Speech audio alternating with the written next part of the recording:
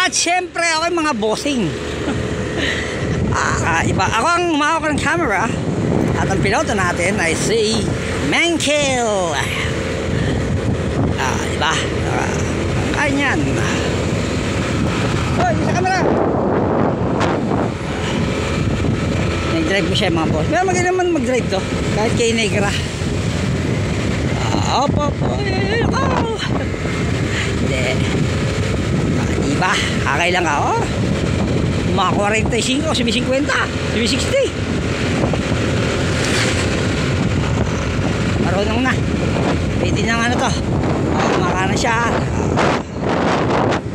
Tabi yung niya sumasablay. Pumunta ka dyan. Naririnig na ng mga bossing. May utang talaga na si Sandra. Dyan pa Tet. Ang galing Mayabang na nila lang din to. Ay mga bossing, ito yung ano. Anong lugar to? Balasing, Santa Maria. Diba nakaraan dyan ang home base natin.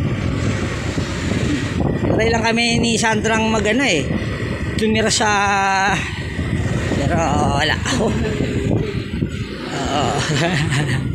Dapat talaga mapupunta kami Isabela kung umuulan si Sandra. So kailangan pala talagang umuwi. At wala lang. Saka lang. Yan dyan. Yan kung may checkpoint sa malayo, dito ka na. Para may drive. Meron hanta. Itong way na to is palabas ng Norsagaray. Norsagaray din after sa Del Monte din Norsagaray yun. Nahati-hati. Palabas na ng Sampol, Sabang Palay. Sabang Palay, Dagat Palay, walang ganun. Dagat Palay.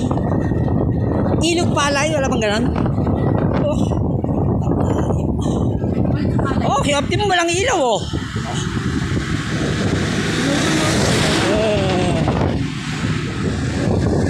bossing, marami nagtatanong.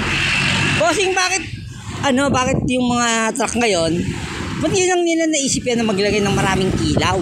Samantalang noon kaya ganito, mas dapat, mas maganda na marami silang ilaw. Bakit ganon? Kasi nabulol pa. Kasi mga bossing, yung mga ilaw noon, halogen, in which malakas siyang mag-consume ng energy ng kuryente. So hindi tayo pwedeng maglagay ng marami nun, then malalobat ang baterya ng truck. Yan, kung gusto nyo naman talaga ng maliwanag yung truck, kahit wala pa yung mga bagong ilaw ngayon, separate ka ng battery for lights.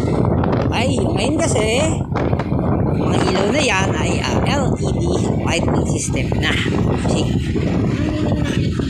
LCD is liquid crystal display and LED is light emitting diode. Ang ibig sabihin nun, nagbibigay siya ng ilaw pero isa siyang diode mga bossing yan. Pinagkaiba nila. Ba't ba pinapalag yan? Doon tayo sa solid lighting system. Kung bakit daw mas maliwanag, mas maliit ang consumption ng energy. Yan.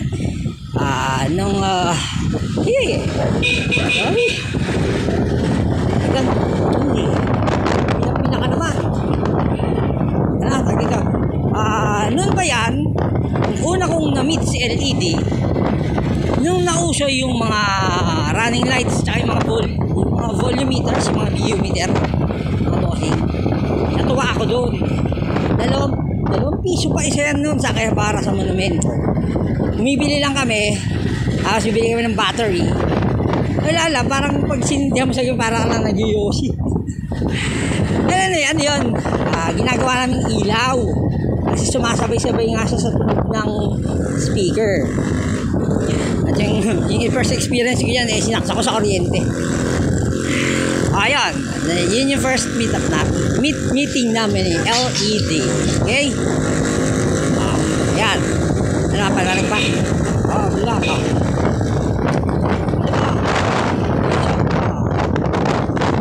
Ayan. Pa. Uy. Ayun. Kung bakit nga mas maganda ang LED lighting system dahil less energy consumption, but giving a better light or mas liwanag na bossing ang kanyang ilaw. Actually, maraming technology na rin ang dumaan. Mga ilaw pa sa bahay, sinubukan nila sa sakyan, flashlight, yun. Kasi, yan ang kapaliwanagan kung bakit ngayon lang naisip ng mga truck drivers at may-ari na lagyan ng maraming abubot na ilaw ng truck. Kaya ano mga gawin natin mga bossing? Nagmamanis mangko. And then let's rock and roll. Narasagray na tayo.